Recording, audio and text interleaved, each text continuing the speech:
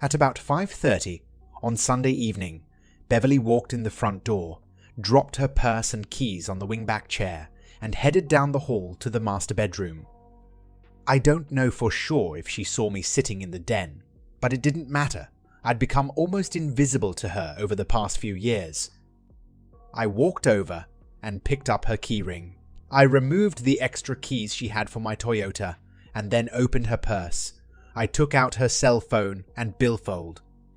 From the billfold, I removed all cash and credit cards and put all the loot into my pocket. Just for good measure, I took her driver's license. Then I went back to my seat in the den. In 15 minutes, Bev came back down the hall, dressed up nicely. Seeing me as she put her purse strap over her shoulder and grabbed her keys, she said, "I'm going out with the girls from work. Don't wait up for me." "No, you're not going out with the girls from work," I retorted. "Jack, you should know by now that you don't control me. I will do whatever I please." "I didn't say you couldn't go out with the girls from work. What I said was that you're not going out with the girls from work. You're going to go fuck your boyfriend, so don't lie to me anymore." Beverly stood silently for a few seconds. Then she strode boldly into the den and stood across from me as she delivered her ultimatum.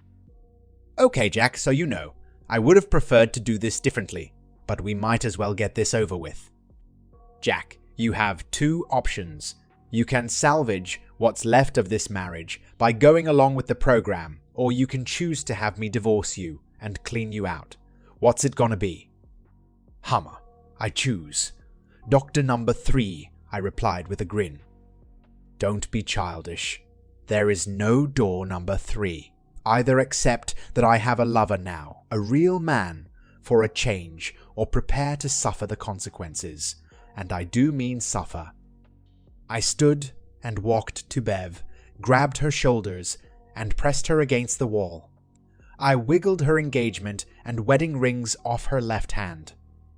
With my nose bare inches from her face and a dead look in my eyes, I whispered to her, "Oh, there's a door number 3 all right. It's right over there. It's my front door, and when you walk through it, it will be for the last time. You leave with the clothes on your back, and you never cross the threshold again. You don't get a dime more of my money. You will lose your husband, your daughter, your house, your money, your car, and your job eventually." "You live in a fantasy world, Jack?" she mumbled nervously. "My lawyer will tear you to pieces. I'm having the divorce papers served to you at work tomorrow. If you hurt me, you will suffer that much more." I pulled her shoulders away from the wall and frog marched her to the front door, stumbling in her high heels.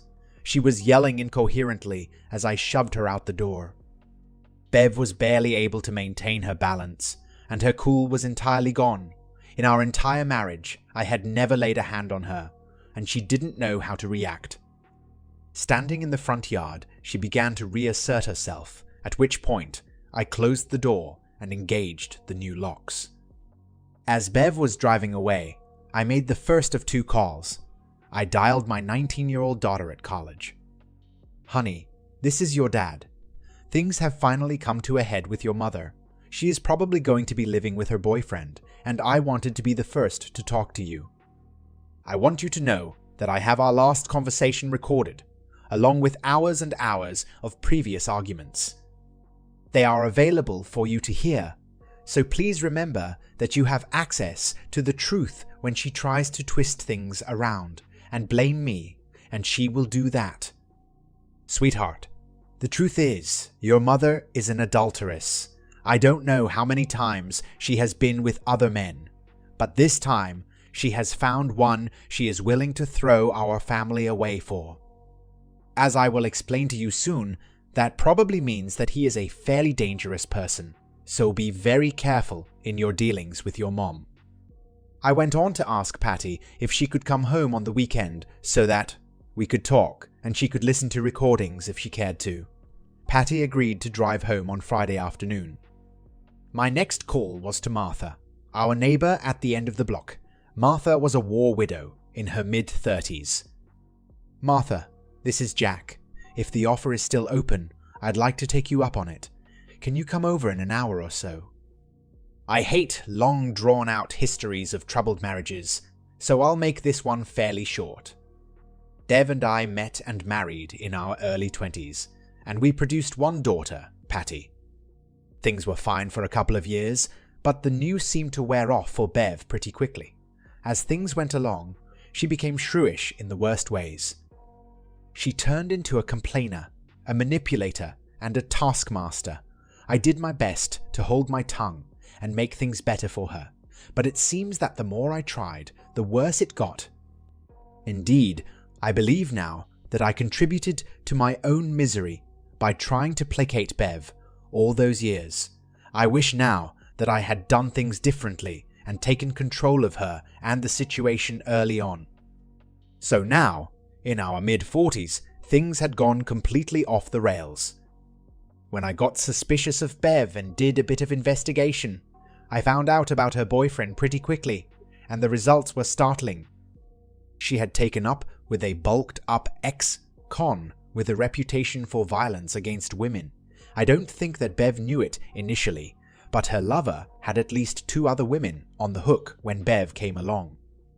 The guy's name is Sylvester, of all things, and he is of course known as Sly. I was floored when I found out about him, but in a way, it also made perfect sense to me. So when I knew the marriage was really over, a great relief swept over me, and I began planning. I've read stories where the wronged husband takes half the money. Not me. I took every goddamned penny I could lay my hands on, including whatever cash I could find around the house. I changed the locks, of course, and I had plans to aggravate Bev as much as possible in a very short amount of time. You see, my marriage had taught me a lot about how she reacts, and I planned to use her temper against her. She was a dangerous woman in many ways, but this time she would be a danger to herself too. My planning actually began long before I found out about her lover, and the end came. For a couple of years, I had been recording us whenever we had an argument. She thought the device I always had with me was a simple M3 player, but in fact, I was creating a library of her antics for documentation. I knew that no one would believe my stories unless I had proof, since she only abused me in that way when we were alone. Around other folks, including our daughter, she was nice as pie. I wanted to be able to out her to everyone, including all friends and family. On the Monday after our Sunday confrontation, I set up for a party in the company break room. Overhead was a large banner reading, "Happy Divorce." I had cake and ice cream ready and anxiously awaited the arrival of the process server. Lucky me, it turned out to be a plump young woman doing the dirty work. Lots of pictures were taken as my co-workers, and I celebrated the serving of divorce papers. I had my picture taken accepting the papers and kissing the server on the cheek. She was wearing a party hat at the time. Another showed me putting a fork full of cake into her mouth, both of us smiling. When the party was over, I emailed the pictures to Bev, along with those of the party. I sent a couple of myself and Martha, my neighbor, in my bed, with the sheets pulled up to our necks and big smiles on our faces. I hoped that Bev would notice her wedding rings on Martha's left hand as they rested on my chest. In an hour, I got an angry call. "You son of a bitch! My lawyer will have you for lunch with these pictures. What a dumbass you are!" Not likely, Bev. There is nothing obscene or incriminating in those shots. No nudity. Just 2 neighbors pulling a prank. Just joke pics is all. We'll see about that. Jack, I'm coming by the house tonight to get some of my things. I think it would be better if you weren't there. If I'm not there, you won't be able to get in. All the locks have been changed. If you want anything, you have to get there well before 6:45. Martha and I have a date at 7 p.m, and I sure as hell don't want to be late. Last night, I got the best pussy I've ever had, and there's more on the way tonight. Then I hung up and didn't answer when she called back 5 times. Although I didn't take all her calls from then on, I did listen to all the messages, unlike other guys I read about in similar circumstances. There was a good chance Bev would say something incriminating or give away a secret inadvertently when she made an angry call. In fact, she did reveal herself several times in the coming weeks. At 4:30 that afternoon, I took a ride to the parking lot at Bev's work. I wanted to get there before folks started coming out to go home. I had made sure there was no surveillance on the lot, and what I had to do would take under a minute. I pulled in next to Bev's car and slipped around it, clipping the valve stems on all her tires with a wire cutter. Oh yeah, she'd be pissed. Plus, she'd never get fixed in time to get to the house before 6:45. But it was about 6:35 when she showed up. She had apparently taken a ride with someone, so I knew she was pretty desperate to get into the house. After all, I had seen receipts for clothes she'd bought that I knew she hadn't brought home, so she had to have plenty of clothing at her lover's house. She must want something else. I slipped out the back door and hustled down to Martha's house, leaving Bev beating on the front door and screaming. When I returned that evening, my front door window was destroyed and there was blood all around it. After viewing the surveillance video from the front porch, I called the police. The video showed Bev beating in the window with a tire iron, apparently gotten from her friend's car.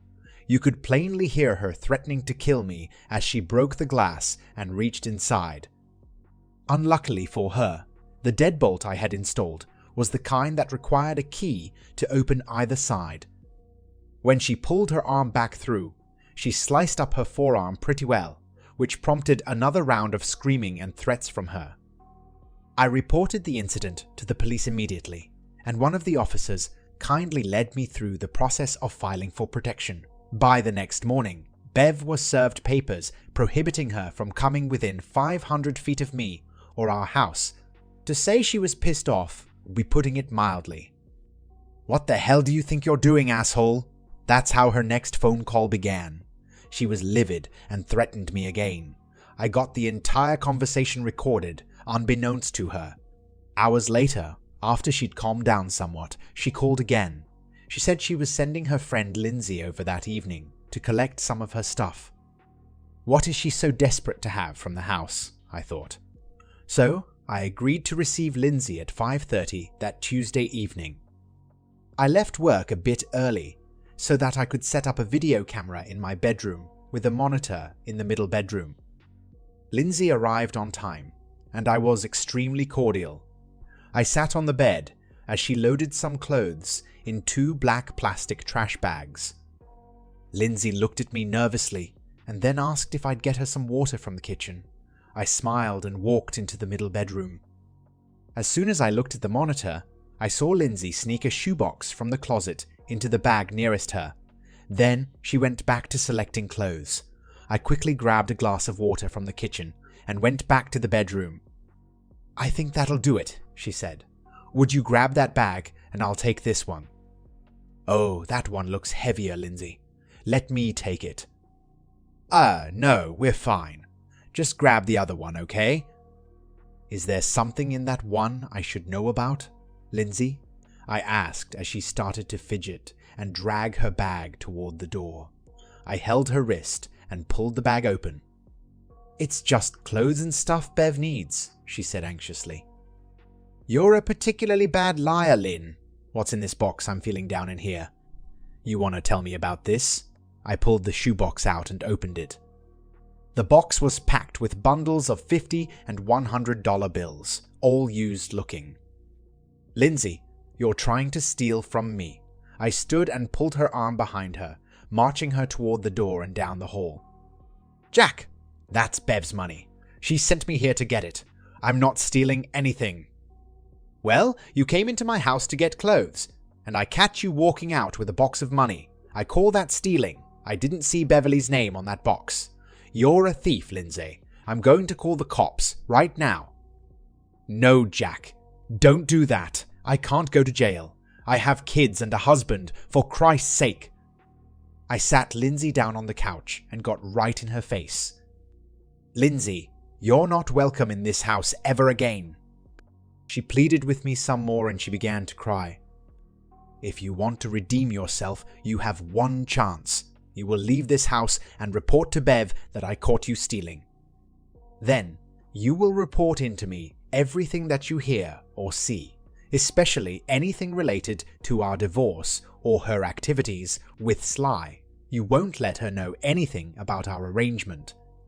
Bev is making a really bad decision taking up with this loser, and you will ultimately be helping her to get away from him if you cooperate with me. And Lindsay, I have the whole episode on video, and I can call the cops at any time." Lindsay reluctantly agreed to be my mole. As soon as she was gone, I took the box of money and went to Martha's house down the block. She agreed to hold it for me until I could get it safely tucked away where Bev could never find it. I knew where the money had likely come from. Bev's Aunt Mabel had been a notorious miser, and when she died a few months back, Bev had been her only heir. I knew that her aunt had left a small cabin in a rural area to her, but nothing was ever said about money. Apparently, when Bev inspected the cabin after the will was read, she'd found her aunt's cash stashed there. When my slut of a wife called screaming, I recorded the conversation, but I was careful about what I said. "That money is mine, Jack. I want my damned money." "Bev, I don't know what you're talking about. I caught Lindsay trying to steal cash from my bedside table. That's my money. You know damned well what I'm talking about. The money is in the shoebox, and it's mine. It's from Aunt Mabel. I inherited it." Well, maybe Lindsay did find some money in a shoebox, but if she did, she must have taken it with her and kept it. I don't have it. Maybe Lindsay stole it from you, and if you had some money here that I didn't know about, then you didn't report it on your taxes last year. I know, since I read over and signed the tax returns. You can call the police to come investigate, and then we'll let the IRS know that this money, if it exists, didn't get reported. She slammed the phone down. There would be some sort of retribution. I knew it. I'd pushed Bev's buttons too hard for there not to be. She couldn't afford to be caught near the house, due to the restraining order. Since I'd started by sabotaging her car, I thought she might try to get back at me through my car. So, I had a camera installed on the dashboard, but that wasn't enough. I wanted good shots of her doing the deed, if that was the route she decided to take. So, when I parked in the parking garage on Wednesday morning, I set up a camera outside the car, shielded from view. This camera transmitted video that I could monitor at my desk. An hour before lunchtime, I watched the laptop as Bev parked her car behind mine, got out, and began pounding my car with a hammer. She broke every window and dented every fender. I winced a bit as the camera caught her smashing the windshield and screaming, "I'm gonna bash in your head!" I dialed the cops and had a cop car waiting for her as she emerged from the parking garage. When I showed them the video and my wrecked Toyota, they cuffed Bev and took her to jail. It was apparent that she'd done enough damage to qualify for a felony. The resisting arrest charge was gravy. She turned to look at me with a pleading look as they took her away, and I just stared at her. Bev's divorce lawyer had called me on Wednesday to let me know there was a hearing before a magistrate on access to the money I'd liberated from our joint accounts. It was scheduled for Thursday at 10 a.m. I was in the small courtroom at 9:50, wondering if Bev had made bail. She came in with her lawyer right on time, a smug look on her face. Bev's lawyer addressed the judge. "Your Honor, my client has been cut off from the bank accounts she has shared with her husband. He unlawfully removed all the money after she filed for divorce. We are asking the court for a 50-50 split at this time. Mr. Reynolds, do you have anything to say?" "Yes, Your Honor. My adulterous wife has ample funds of her own that she has been siphoning off from our joint accounts for months. The money I removed was reasonable compensation since I am responsible for house payments and bills. She abandoned our marriage and moved in with the man she is cheating on me with. Bev stood up. That's a lie. He took all the money out of our savings and checking. He didn't leave me a dime. I don't have anything. Dev's lawyer took her arm and pulled her back into her seat. They had a bit of a conference while I passed the paperwork to the judge. Your Honor, these are banking records for the past year. You'll note the amounts up until a few months ago include Bev's paychecks, shown in yellow highlight. Also, there are periodic bonuses, shown in orange highlight. Then, about 6 months ago, her checks stopped being deposited in the joint account, and her bonuses also disappeared. I have a recording of my chat with her personnel office, if you care to hear it, that verifies her direct deposit was altered at that time. The total amount diverted from our joint account is in the thousands of dollars, Your Honor. So clearly, my adulterous wife has ample funds, all stolen from our marriage. His Honor looked at the bank statements and then looked over his specs at Beverly. Do you have anything to say about this, Mrs. Reynolds? Dev's lawyer slowly rose and spoke. Your Honor, the fact that my client may have some funds of her own does not free Mr. Reynolds of responsibility to give her her due. Well, Counselor, I don't like it when people lie to me. Miss Reynolds stated that she was destitute, which I knew was bull when she walked in here with a pricey fellow like you in tow. Now we see that she is amply funded by money that should have been community property, and she tried to deceive both her husband and the court about that fact. As Mr. Reynolds is paying the bills out of his funds, I see no reason to change any financial arrangements at this time. When the divorce settlement is finalized, the assets will be declared and divided accordingly. Case dismissed. Bev caught me in the hallway as I was leaving. I'll get you, you bastard! I'm gonna tear you down. Bev, you're not supposed to be within 500 feet of me. I'll call the cops if you don't move. By the way, how did you like jail? Are you ready to spend a lot more time there? You've got a felony charge pending. I could tell she wanted to take a swing at me, but I just kept moving down the hall toward the door, and she stood there with her fist balled up and her face contorted and red. That evening, I went to a local bar. Not my usual hangout, but it was a place I'd met an interesting guy a month earlier. The reason the fellow was interesting was that he had a crappy car. Luckily, Zeke was there, at his usual bar stool. Hey man, I remember you. What's your name again? Not important, Zeke. Hey, do you still have that piece of shit car? Oh, God, yes. I hate that thing. The wife took the good one when she ran off with that creep in a suit.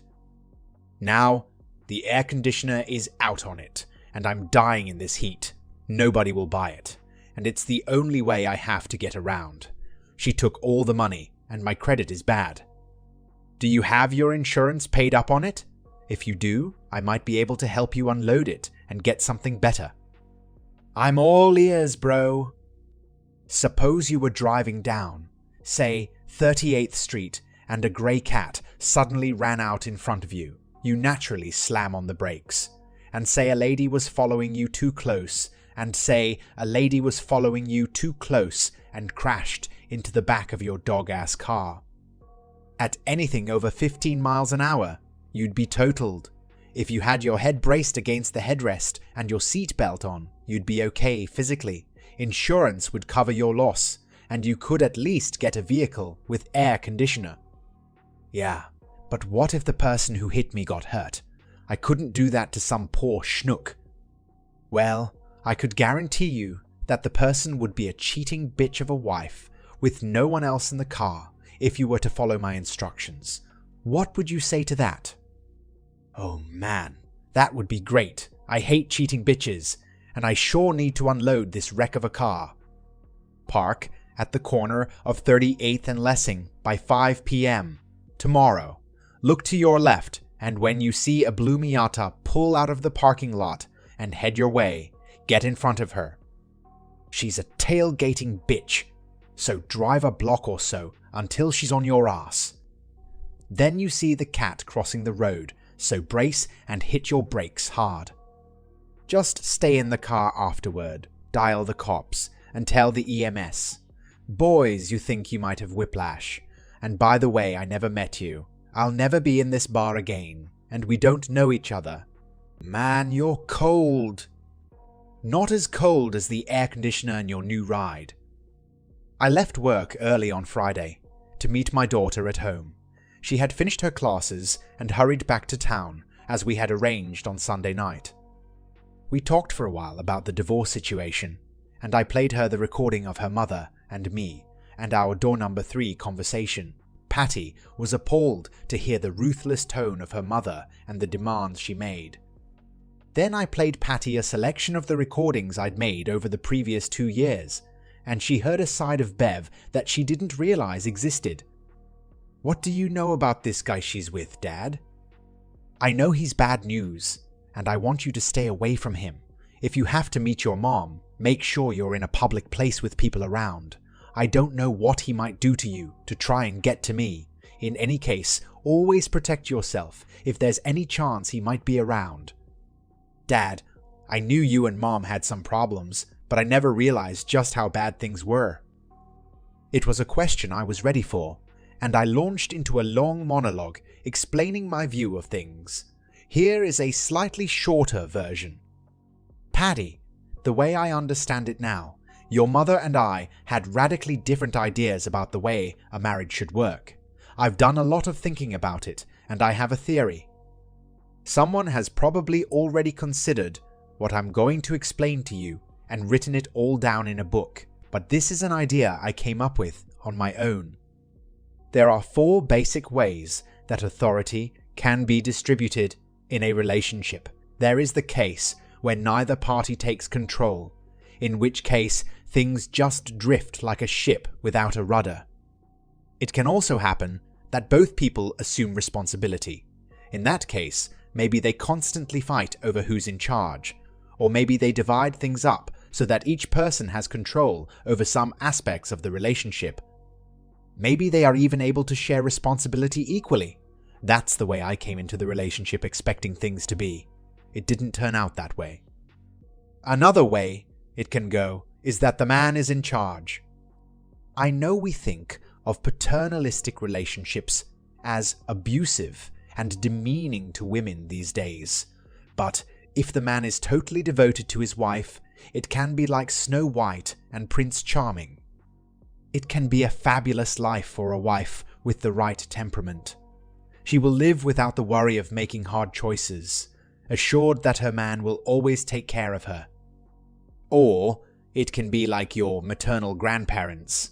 You know how Granny was always meek as a mouse, and your grandfather was heavy-handed, bossy, and occasionally cruel.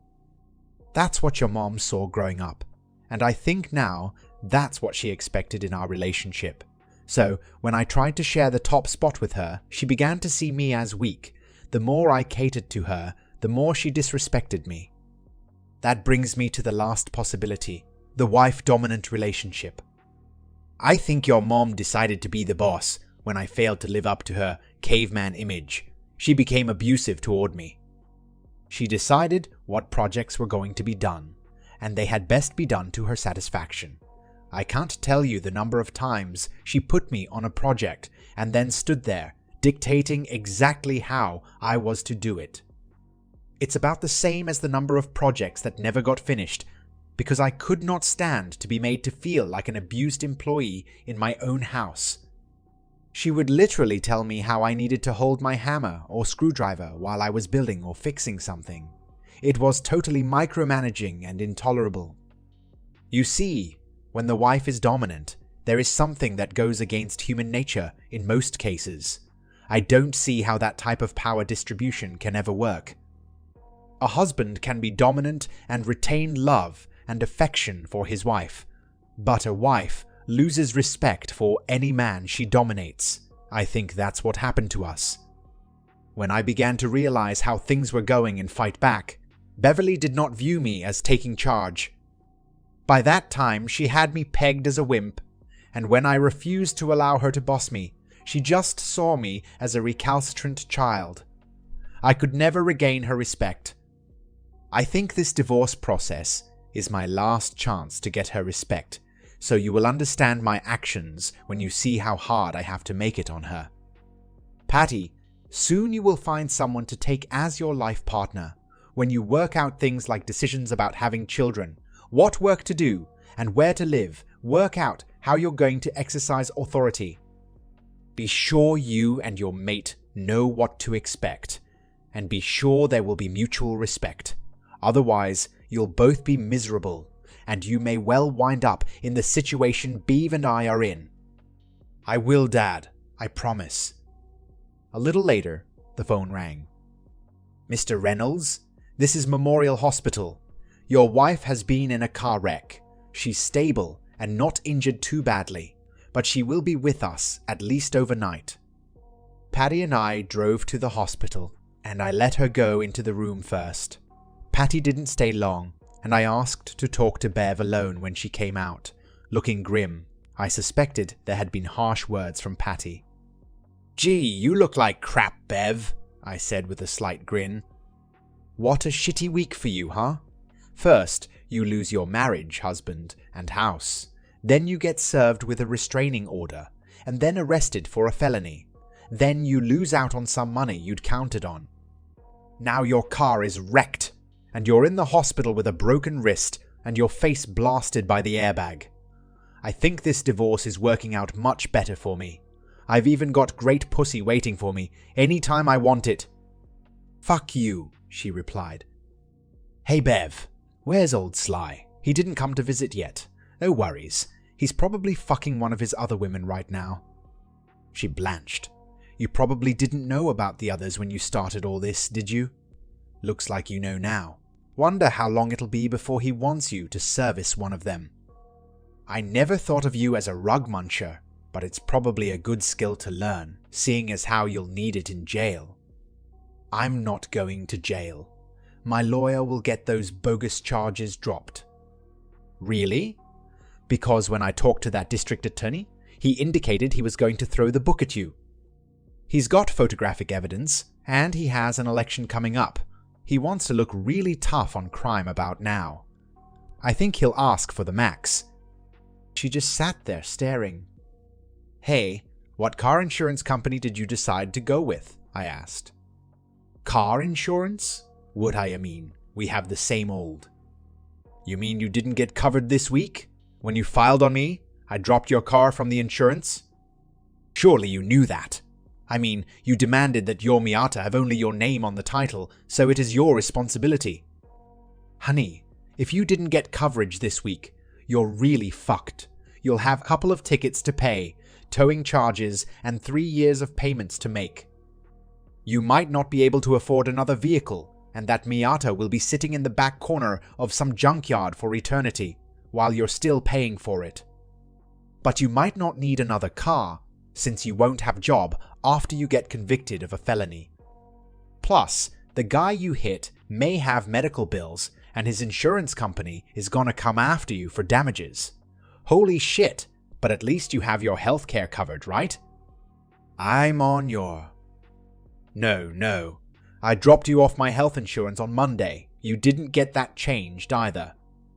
"Baby, are you screwed? An ambulance ride, emergency room visit, x-rays, doctors, that cast on your right arm, a hospital stay, after care. That'll be thousands and thousands of dollars. Hey, speaking of medical, I was thinking the other day about that time you got sick a couple of years ago. Remember? I took a week of vacation time to take care of you. I held your head while you puked, and I cleaned everything up when you didn't quite make it to the bathroom. I called the doctor and went to the pharmacy to get you some medicine. When you were better in a week, you went right back to ragging me and calling me childish. I wonder how well old Sly will take care of you the next time you get sick.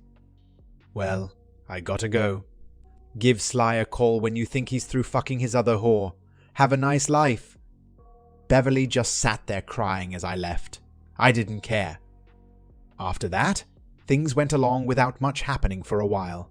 I checked in with Lindsay from time to time.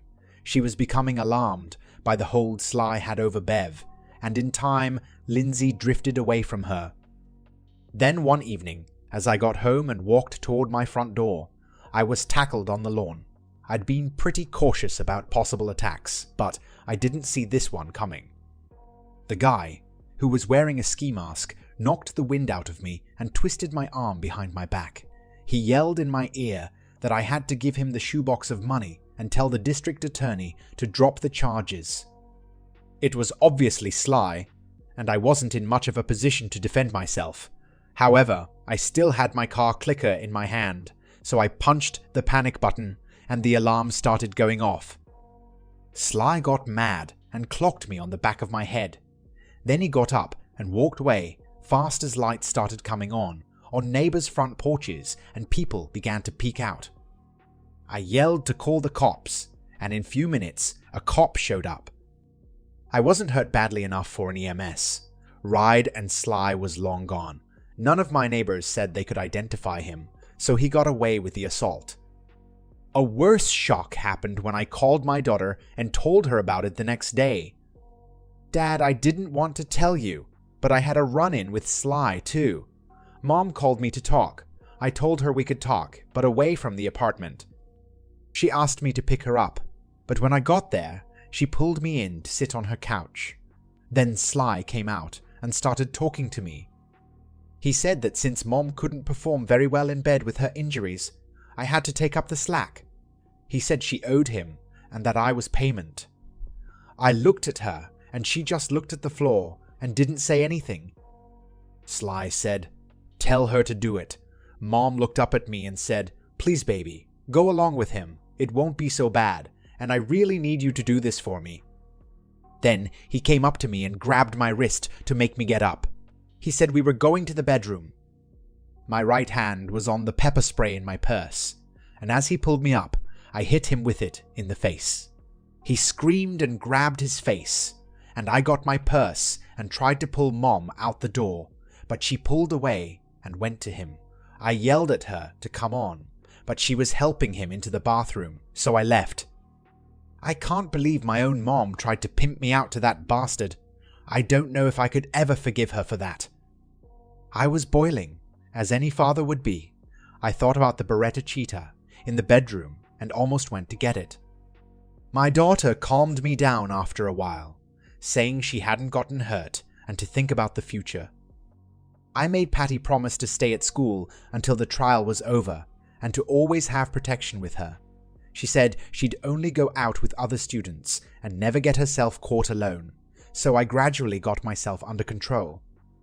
Sly had told me to talk to the district attorney, but he didn't expect me to have the conversation I actually had. I played the recording of my daughter and her story about Sly, and reminded him that Sly had attacked me. The district attorney asked if I wanted to lighten up on Bev, or maybe drop the charges. Absolutely not. I want you to ask for the max. Bev is under the control of this snake, and the only way I can see to help her is to get her away from him. A few months in jail might straighten her out. The district attorney agreed, and the trial moved forward. I felt pretty secure at home and at work, but there were times when I was vulnerable.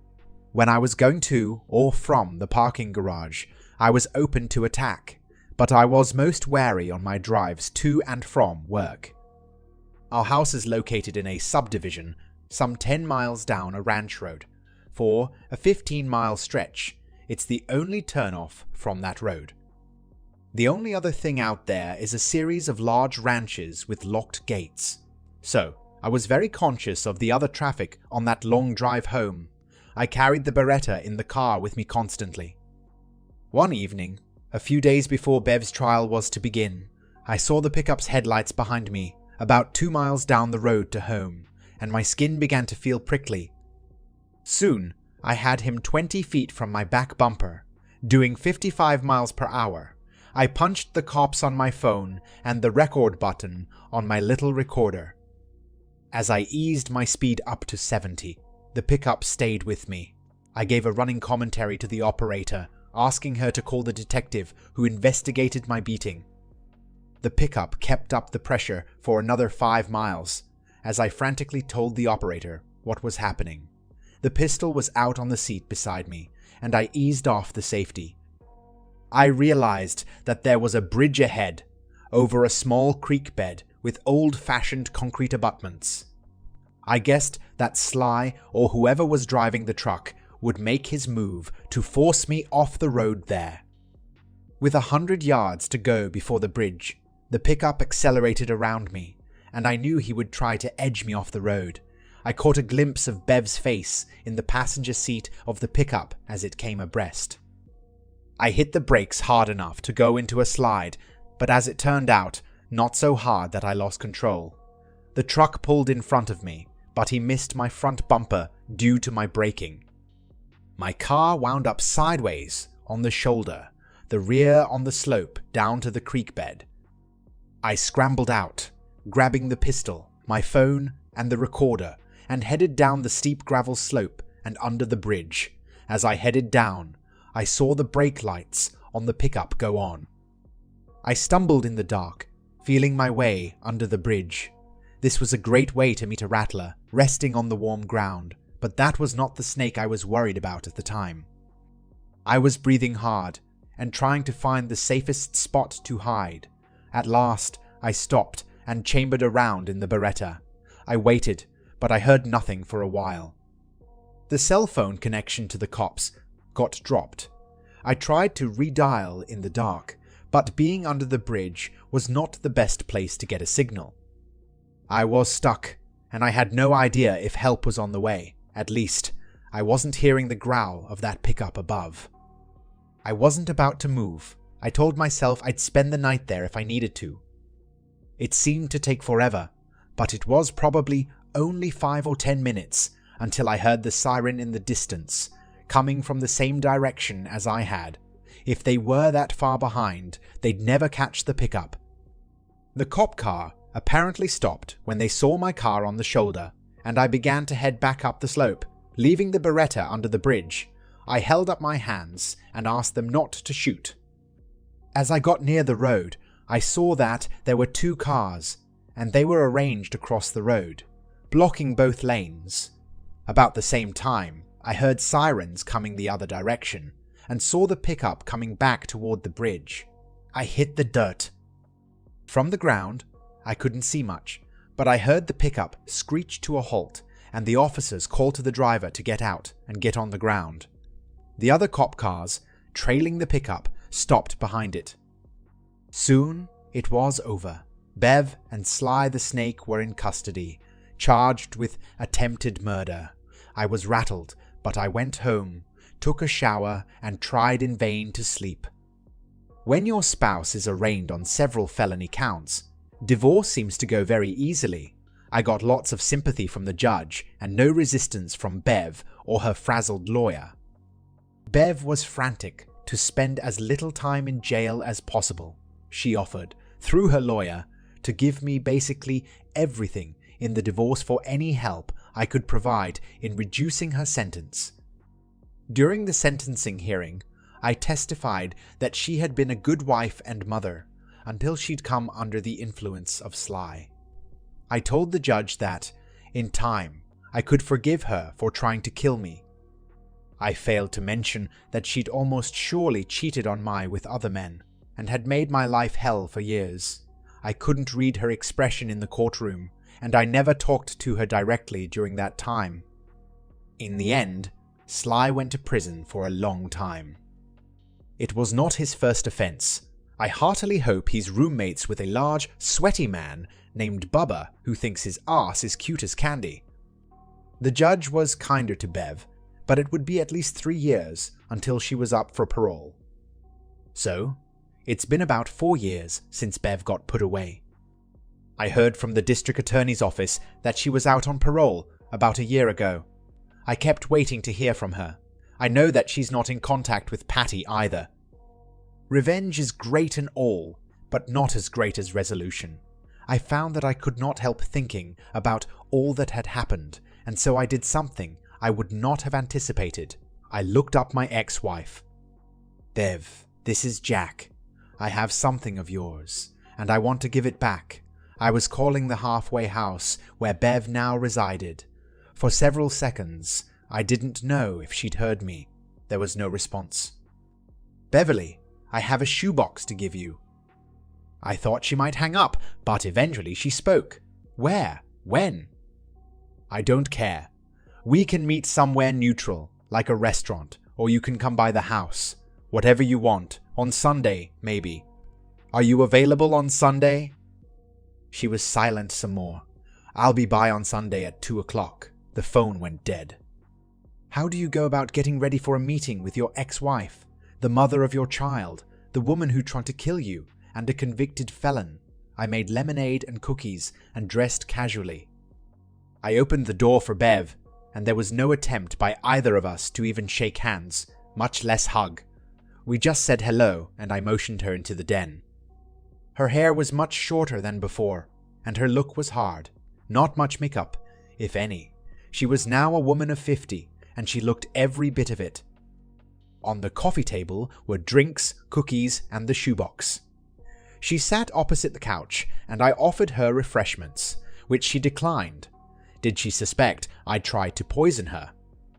"Okay, if you don't want lemonade and cookies, I guess the only other thing is the shoebox, and anything we might have to say to each other." "What's the catch, Jack? What do you want in return? Is there anything left in it?" She was still very suspicious of me. "No catch, Bev. It's all there, except for a few thousand I put with some of my money and gave to Patty when she got married, for a down payment on her home. If you want, she will gladly start paying you that money back in time you like." From Bev's face, I could tell that she didn't know Patty was married. "Patty's married for 2 years now, and you're a grandmother." I could see the strain in her eyes, and I knew she was fighting back emotion. "The little girl's name is Shannon Beverly Evans. Shannon is the name of her other grandmother." Bev's eyes were filling up now, despite her best efforts. "Bev, I know you haven't been in contact with Patty for some time. There is a path for you two to make connections again. If you'd like, I can pave the way for you." Beverly nodded, and the tears were now running down her cheek. I reached to the side table for a box of tissues, which I placed on the coffee table. "So, I'll give you a short version of what's happened with me, unless you plan to leave right away." She was wiping her cheek and trying to compose herself. "Patty found a great guy. Stan Evans. He's into computers and networks. They seem to really work well together. She is a great mom, and they are so devoted to each other. Martha and I didn't last but a few months. She's too young for me, and she just needed me temporarily until she could get on with her life. She found another soldier, and she moved away. I date some, but I break things off if it looks like a relationship is beginning. I'm better off by myself. I'll stay single." There was silence for a bit. "I'm going to say some things now that are strictly for my benefit, but you might get something out of them. I hope you do. I couldn't wait to see you in jail. I hated you and pictured you dead many times. And then when they locked you up, my feelings began to change. I found that I couldn't enjoy my victory if that's what it was. So, I quit hating you. Even though you didn't ask me to, I forgave you. The reason is that I know you're not 100% to blame.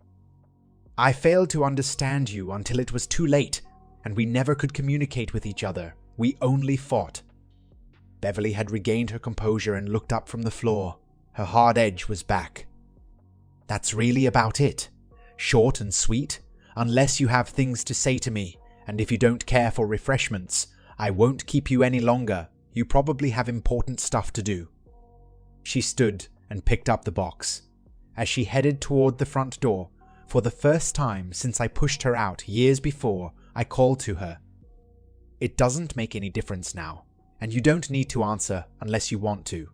But I'm wondering, all that time we were together, and especially that last day you were here, it was obvious that you saw me as weak. Do you still think I'm weak, Bev?" She stopped, one hand on the doorknob, and looked back at me. "I hate you. You're cruel, and you destroyed my life." She paused. "But I don't think you're weak." And then she was gone.